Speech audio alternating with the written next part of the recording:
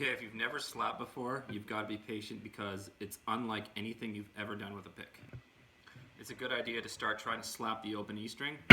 You really want to be slapping with the bony part of your thumb. It's also got to leave the string as quickly as it hit it. The motion for a slap is like turning a doorknob. You do not want to be moving up and down like this. Take a look at the video I did a few months back when I first started slapping and see what I did wrong. You see how I'm moving up and down as opposed to twisting? That's exactly what you want to avoid at first. It's also important to note how loose my wrist is when doing this. You'll see other slappers and it looks like they're wailing on it, and maybe me sometimes, but really it's just really completely relaxed. When I'm hitting the low E, I'm hitting it at about 45-degree angle down. Some guys like to slap up, I prefer to slap down. Don't go parallel or you mute the string. Doesn't work. It's also important to be slapping somewhere in this area. You don't want to be slapping down here. It's kind of too thin of a sound. If you slap up here, there's not enough tension on the string and your thumb will get hurt. Bass players will generally slap through the string, which is where they're landing on the next string, and then sometimes they'll slap back up, called a double thump. It's really not practical on a guitar because the strings are too close together. When slapping the open E, you want to lay your index finger across the other 5 strings to completely mute them, somewhere around the 5th, 4th, 7th fret. Alright, another ingredient of slapping is using the left hand to mute, like this. This should be done with some conviction, and the best 2 tools to use are, one is bowing your hand. This is kind of exaggerated, but the point is that when it comes into contact with the strings, the force is evenly distributed, and also have a high release point, somewhere around here, so that you have time to gain enough speed to make it a loud noise. A good exercise to start is with this one.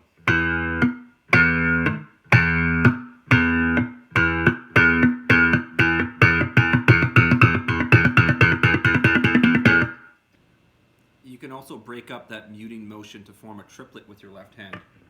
And what I mean is just breaking it up using this finger and then this finger. You can try something like this.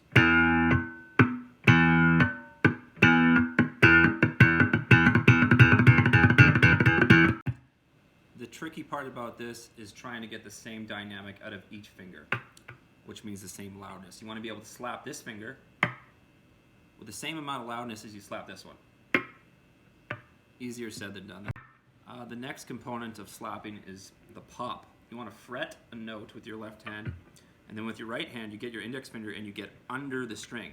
You want to get enough force so that it hits this top fret and gives you that twang. You want to try practicing this by itself, because you don't want to get too far under the string or it'll screw up your timing. It'll get stuck there and you won't have time to pull it out to do the next note.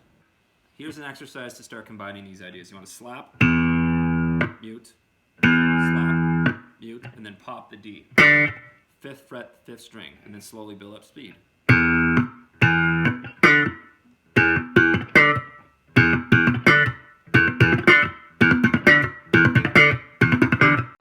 Another way to create a dead note is to slap while the strings are already muted, which means have these muted and go like this. It's that simple. Or vice versa. This could be muted and then slap over here.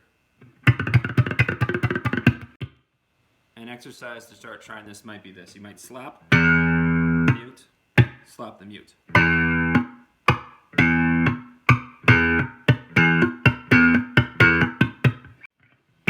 The way I transition from slapping to popping quickly with my right hand is to be able to use this claw thing. I call it the slap claw.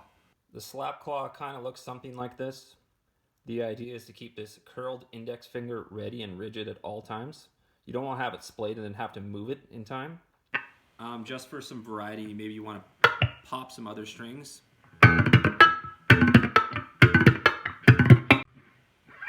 The next challenge is to slap a fretted note. This is really tricky because if you have low action, which I already do, this makes it really hard because you're making it even lower as at the point you're slapping at.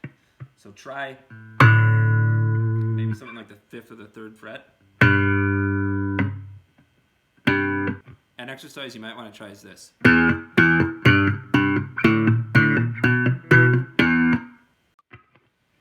If you want to slap other strings, it can be done. You want to mute the E string right here, somewhere around here. And then if you want to slap the A, Just make sure all the other notes are muted. And then maybe try something you were doing earlier on the A string. Like with anything else, you want to start slow and build up your speed. I shouldn't have to tell you that. This technique's more about the rhythm. It's not about a really good melody, so don't worry about that. Make sure it's in time and you'll be fine. And I'm gone. Or better yet, I'm gone.